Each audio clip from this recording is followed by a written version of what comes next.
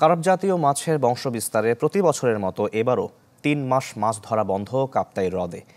পানি কম থাকায় নিষেধাজ্ঞার মেয়াদ ১৫ দিন বাড়িয়েছে কর্তৃপক্ষ।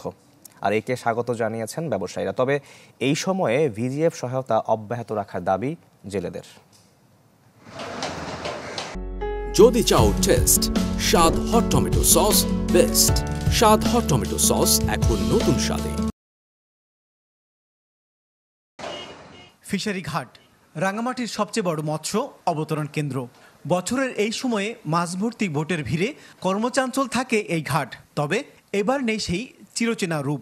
জেলে ব্যবসায়ী আর শ্রমিকের হাকডাকে মুখর হবার বদলে বিরাজ করছে শুনশান নীরবতা। কার্প জাতীয় মাছের প্রাকৃতিক প্রজনন এবং অবমুক্ত করা পোনার স্বাভাবিক বৃদ্ধির লক্ষ্যে প্রতিবছর ৩ মাস মাছ ধরা বন্ধ থাকে কাপ্তাই হ্রদে। এবারও নিষেধাজ্ঞা শেষে গত ২৪ জুলাই হ্রদে নামার কথা ছিল জেলেদের। তবে পর্যাপ্ত পানি না থাকায় নিষেধাজ্ঞার মেয়াদ ৮ আগস্ট পর্যন্ত বাড়ানোর কারণে হ্রদে নামতে পারেনি মৎস্যজীবীরা। মাছ মনে করেন পানি বাড়লে বাইরের পরে করলে ভালো হবে। এখন তো বাড়লে ২ দিন পাবো, ২ দিন পরে আর মাছ নাই। একটু দেরি করে করলে মাছ হবে নদীতে, তাড়াতাড়ি খুলে দিলে মাছ হয় না।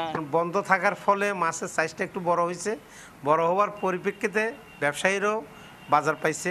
আমরা এবারও চাই যে আমাদের যে মৎস্যজীবীরা আছে তাদের যে খাদ্য সহায়তা এটাও একটু বৃদ্ধি করা হোক।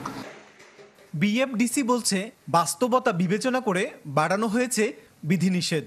এখনো মাছ ধরার জন্য উপযুক্ত পরিবেশে আসে নাই, যার কারণে আমরা এই পরবর্তী সিদ্ধান্ত নেওয়ার জন্য আগামী ৮ই আগস্ট পুনরায় মিটিং ডেকেছি এবং ৮ই আগস্ট পর্যন্ত আপনার লেকে মাছ ধরা বন্ধ থাকবে। এখন যদি কাপ্তাই হ্রদটি মাছ ধরার জন্য মুক্ত করে দেওয়া হয় তাহলে এখানে অনেক মাছ ধরা পড়বে। তো সবাই মিলেই সম্মিলিতভাবে সিদ্ধান্ত গ্রহণ করা হয়েছে যে এটি আপাতত বন্ধ থাকবে। যতদিন বন্ধ থাকবে ততদিন এখানে যারা নিবন্ধিত জেলে যারা আছে তারা খাদ্যশস্য সহায়তা হিসেবে পাবে। কাপ্তাই হ্রদে মৎস্য শিকার করে জীবিকা চালায় ২৫,০০০ জেলে।